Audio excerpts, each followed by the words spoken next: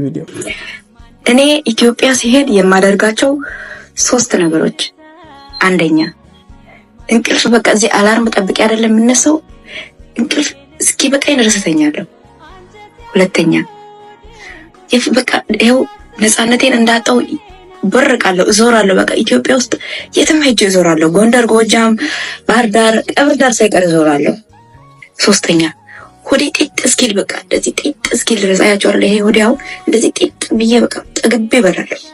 በቃ ይሄ ነው ያማረኝም የምኞቴም ይሄ ነው እና ሌላው እንግዲህ ያው ህይወት ይቀጥላል ማለት ነው። እንግዲህ ያው አታሳዝንም? በእግዚአብሔር እኔ በጣም ነው ያሳዘነችኝ። ለማንኛውም አስተያየት አለው ቪዲዮ አላለቀም፣ ግን አሁን ያላችሁ የማዳም ቅመሞች ትረዷታላችሁ። እዛ ያላችሁበትን ኢንቫይሮንመንት ማለት በአንድ ቤት ውስጥ አጥራችሁ 2 አመት 3 አመት ከዛም በላይ አንድ ቤት ውስጥ ማለት ስትቀመጡ በቃ ወጥቶ የሆነ የዞሩ መዋል በቃ ኢማጂን ጎንደር ጎጃም ምንም የሚቀረኝ ነገር የለም ነው ያለችው እሷ ስትናገርና በጣም ነው ያሳዘነች። ከዛ ደግሞ ይሄ በቃ የኢትዮጵያ ምግብ ደግሞ እንግዲህ ውጭ ሀገር ስንኖር ምን በላው ምግብ እንደ ኢትዮጵያ አይደለም መቼም። የጥርግርግ አርጎ የመብላት ነገር እዚህ ነው ያለውና እዛ የሰው ሀገር ምግብ ነው አልለመድ ነው ምናም በደንብ አንበላውም።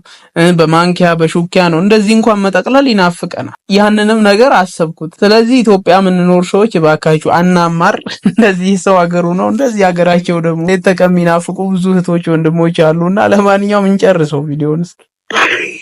እንደዚህ ነው ለአንዳንዶቻችን በጣም ቀላል የሆነ ነገር ለሌሎች እህት ወንድሞቻችን ከባድና እንደው ማድረግ የማይችሉት ነገር ይሆናል። በነገሮችና በአንዳንድ አጋጣሚዎች ሀገር የወጡና በስደት የሚገኙ እህት ወንድሞቻችን ትልቁ ህልማቸው አሁን እንደምታዩት ነው። ነገር ግን ሀገር ውስጥ ሆነን እምብርክንትስ የሚያደርገን ከ100% ቢያንስ 40 እና 50ዎች አለን አመስግነን መኖር ያቃተን። እዚህ ያለነውንም ፈጣሪ የሰጠንን ነገር አምነንበት ፈጣሪ ለማመስገን ያብቃን። በውጭ ሀገር ለምትኖሩ እህት ወንድሞቻችን፣ በሰው ቤት ለምትሰሩና እንዲሁም በሰው ሀገር ለምትለፉ ላባችሁን ጠብ ለምታደርጉ እህት ወንድሞቻችን ወደ ሀገራችሁ ገብታችሁ ምኞታችሁ ሐሳባችሁ እንዲሳካ ፈጣሪ አምላክ የልብ መሻታችሁን ይምላላችሁ ይላለው። ጸሎት ስታደርጉ በሰው ሀገርና በበረሃ ለሚከራተቱ እህት ወንድሞቻችን ከክፋት ውጭ የልባቸው መሻት እንዲሞላላችሁ ጸሎት ማድረጋችሁን እንዳትረሱ። እወዳችኋለሁ፣ የምር አከብራችኋለሁ። ቴንኪው። በእውነት ለመናገር ሁላችንም በጸሎታችን ልናስባቸው ይገባል። በተለይ በምቾት ላይ ያለን ማለት ኢትዮጵያ የምንኖር በጣም ተመችቶናል አሪፍ ላይ ነን ለማለት ሳይሆን ቢያንስ ንጹህ አየር እየተነፈስን እስከፈለግነው ሰዓት እየተኛን ማንም አፉን አይከፍትብንም።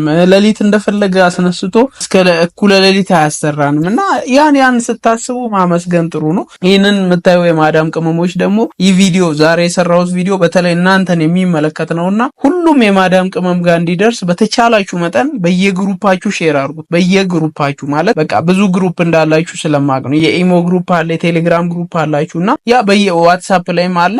ስለዚህ ሁሉም ላይ ሼር አድርጉት። እናንተ ኦንላይን የምታገኙትን ሰው እየተሸወዳችሁ ህይወታችሁ እንዳታጡ። በጣም ይሄ መረጃ ለእናንተ ይጠቅማችኋል ማለት ነው።